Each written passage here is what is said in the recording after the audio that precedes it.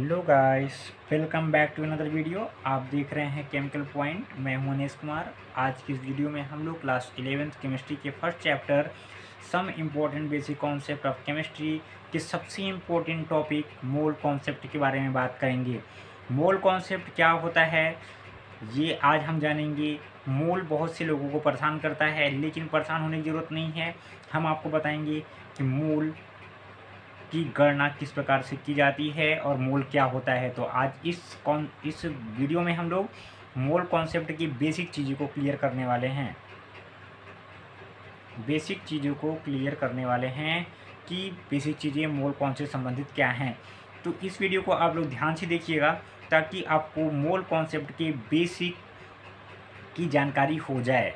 तो यहाँ पे चलिए स्टार्ट करते हैं इस वीडियो को। हम लोग सबसे पहले ये देखते हैं कि मोल होता क्या है। मोल कोई हवा नहीं है, मोल एक यूनिट है। मोल क्या है? एक यूनिट है। ध्यान रखिएगा, मोल एक यूनिट है। तो थोड़ा सा हम इसके बारे में देखते हैं। देखिए, मोल एक मात्रक है। क्या है? एक यूनिट है किसी पदार्थ की वह मात्रा जिसमें 6.022 इंटू 10⁻23 तात्विक कण पाए जाते हैं, एक मोल कहलाती है। आप समझ गए होंगे। आप एक मोल किसे बोलेंगे? किसी पदार्थ की कोई एक मात्रा होगी जिसमें कि इतने कण पाए जाएंगे। 6.022 इंटू 10⁻23 तात्विक कण पाए जाते हैं, एक मोल कहलाता है। तो आप समझ जाइएगा कि अगर 6.022 इंटू 10⁻23 तात्विक लक्षण हैं तो वो मोल के बराबर होगा। किसके बराबर होगा? मोल के बराबर होगा। यहाँ पर अगर हम देखें, या तो इसको हम दूसरी वे में किस प्रकार से डिफाइन कर सकते हैं। दूसरी डिफिनेशन क्या होती है मोल की? किसी पदार्थ की वह मात्रा जिसमें उतने ही कण उपस्थित होते हैं जितने कार्बन 12 के 12 ग्राम यानी कि 0.012 किलोग्राम में उपस्थित होते हैं। किसी पदार्थ की वह मात्रा जिसमें उतने ही कण उपस्थित होते हैं जितने कार्बन 12 के 12 ग्राम यानी कि 0.012 किलोग्राम में उपस्थित होते हैं। यानी कि कार्बन का 12 ग्राम लीजिएगा, उसमें कार्बन के कणों की संख्या आप काउंट कर लीजिएगा कि कितने कार्बन के परमाणु हैं या कितने कार्बन के एटम हैं। वही संख्या क्या कहलाएगी? एक मोल कहलाएगी। एक स्टैंडर्ड माना गया है कार्बन 12 को। कार्बन इसी से इसको डिफाइन किया जाता है। कार्बन 12 के 12 ग्राम में उपस्थित परमाणुओं की संख्या एक मोल कहलाती है। यहाँ पर अगर हम देखें, मोल क्या होता है? किसी पदार्थ की वह मात्रा है जिसमें 6.022 न्यूटन पर 23 तात्विक कण पाए जाते हैं, एक मोल कहलाती है।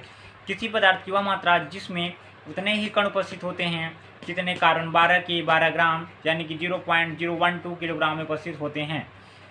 देखिए, मोल शब्द का जो प्रयोग है वो अणुओं के लिए, परमाणुओं के लिए, आयनों के लिए, इलेक्ट्रॉनों के लिए आदि के लिए किया जाता है। यानी कि इनकी संख्या को काउंट करने के लिए इनका यूज किया जाता है। किसका? मोल का। यहाँ पर देखें हम,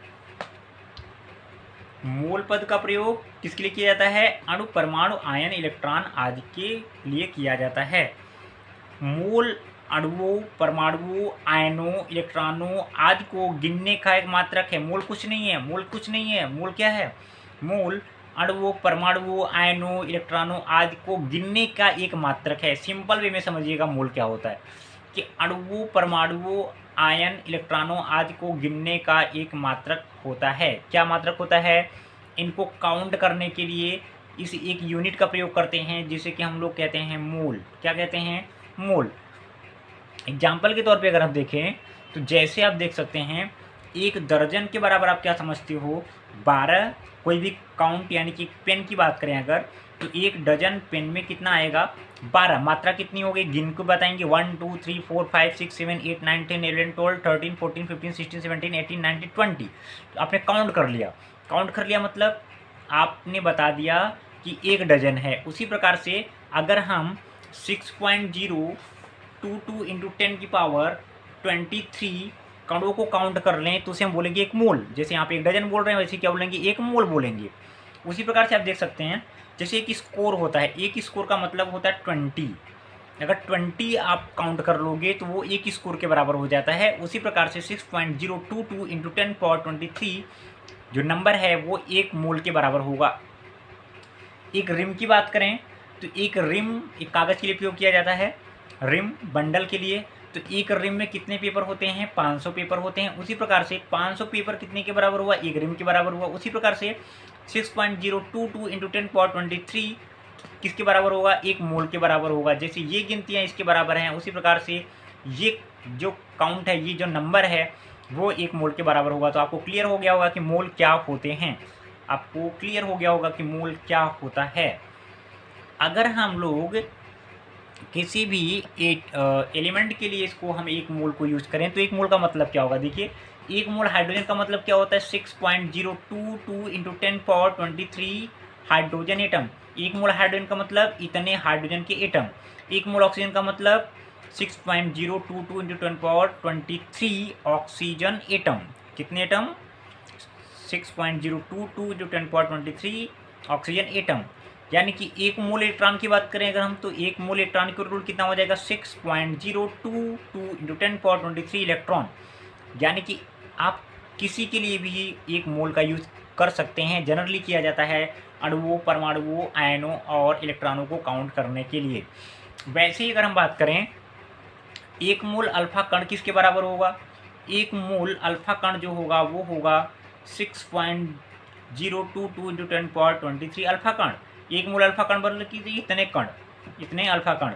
एक मोल क्लोराइड आयन की बात करें तो 6.022 इंटू 10⁻23 क्लोराइड आयन। तो आप समझ गए होंगे कि 6.022 इंटू 10⁻23 जो नंबर है वो एक मोल के बराबर होता है। किसके बराबर होता है? एक मोल के बराबर होता है। यहाँ पर अगर हम देखें तो किसी पदार्थ के एक मोल के ग्राम में व्यक्त द्रव्यमान को मोलर मास कहते हैं। ये इंपॉर्टेंट है। बहुत लोग कंफ्यूज रहते हैं कि मोलर मास क्या होता है, मोलर मास क्या होता है, मोलर मास क्या होता है। तो मोलर मास क्या होता है आप देखिए यहाँ पर, किसी पदार्थ के एक मोल के ग्राम में व्यक्त द्रव्यमान को उसका मोलर मास कहते हैं। अगर आपके पास में एक मोल कोई चीज़ है, कोई एक मोल हाइड्रोजन है, एक मोल नाइट्रोजन है, एक मोल ऑक्सीजन है, एक मोल इलेक्ट्रॉन है, तो अगर उसके इस मास को, इस द्रव्यमान को अगर हम लोग ग्राम में रिप्रेजेंट करते हैं तो उसे बोलेंगे ये क्या है? मोलर मास है। क्या है? मोलर मास है। तो आप क्लियर हो गया होगा आपको कि मोलर मास क्या होता है।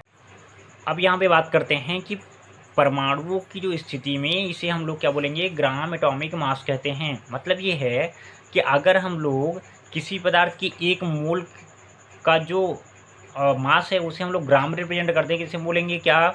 Molar mass. अगर परमाणुओं की स्थिति में है ये, तो ये क्या कहलाएगा? परमाणुओं की स्थिति में ये ग्राम एटॉमिक मास कहलाता है। ध्यान दीजिएगा, ग्राम एटॉमिक मास कहलाता है ये। परमाणु और परमाणु अणुओं की स्थिति में ये क्या कहलाएगा? ग्राम मॉलिक्यूलर मास कहलाएगा। मतलब ये है कि अगर मोल, एक मोल है, उस मोल का जो द्रव्यमान है उसे आप लोग ग्राम में रिप्रेजेंट करेंगे तो मोलर मास कहलाएगा। अगर परमाणुओं के लिए इसका यूज करेंगे तो इसे बोलेंगे ग्राम एटॉमिक मास। अगर अणुओं के लिए यूज करेंगे इसे तो क्या बोलेंगे? Gram molecular mass. अब अगर हम यहाँ पे आपको बताएं एग्जाम्पल के तौर पे कि जो 6.022 इंटू 10⁻23 ऑक्सीजन परमाणु का द्रव्यमान कितना होगा? 16 ग्राम। ऑक्सीजन परमाणु का द्रव्यमान कितना होगा? 16 ग्राम। 6.022 इंटू 10⁻23 ऑक्सीजन अणुओं का द्रव्यमान कितना होगा? 32 ग्राम। कितना होगा? 32 ग्राम। यानी कि इसके साथ में अणु लगा है तो 32 हो गया, इसके साथ में परमाणु लगा है तो कितना हो गया? 16 हो गया। यहाँ पर देखिए 6.022 इंटू 10⁻23 जल अणुओं का द्रव्यमान कितना होगा? 18 ग्राम। कितना होगा? 18 ग्राम। 6.022 इंटू 10⁻23 जल के अणुओं का द्रव्यमान 18 ग्राम के बराबर होगा।